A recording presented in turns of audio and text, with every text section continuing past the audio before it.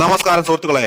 സുരേഷ് ഗോപിക്ക് ആശംസകളുമായി മലയാളത്തിന്റെ പ്രിയ താരങ്ങളായ മമ്മൂട്ടിയും മോഹൻലാലും. സുരേഷിന്റെ വിജയത്തിന് ഹൃദയത്തിൽ നിന്നുള്ള അഭിനന്ദനങ്ങൾ എന്നാണ് മമ്മൂട്ടി കുറിച്ചത്.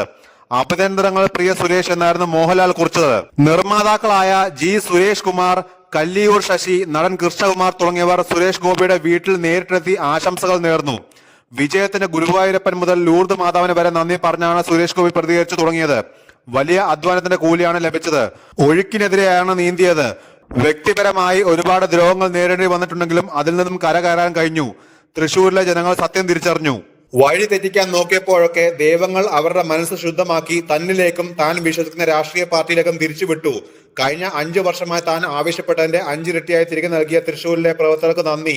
കേരളത്തിലെ മുഴുവൻ വികസനത്തിനായി മുന്നിട്ടിറങ്ങുന്ന MP ആയി പ്രവർത്തിക്കും.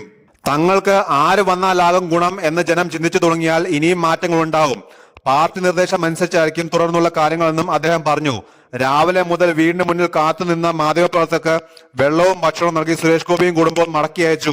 അതേസമയം ലോക്സഭാ തെരഞ്ഞെടുപ്പിന്റെ വിജയത്തിന് പിന്നാലെ തന്റെ പുതിയ സിനിമകളെ പറ്റി മനസ്സ് തുറന്ന സുരേഷ് ഗോപി പുതിയ പ്രോജക്ടുകളിൽ മമ്മൂട്ടി കമ്പനി നിർമ്മിക്കുന്ന സിനിമയാണ് തനിക്ക് ഏറ്റവും പ്രതീക്ഷ നൽകുന്നതെന്നും സുരേഷ് ഗോപി മാധ്യമപ്രവർത്തകരോട് പറഞ്ഞു.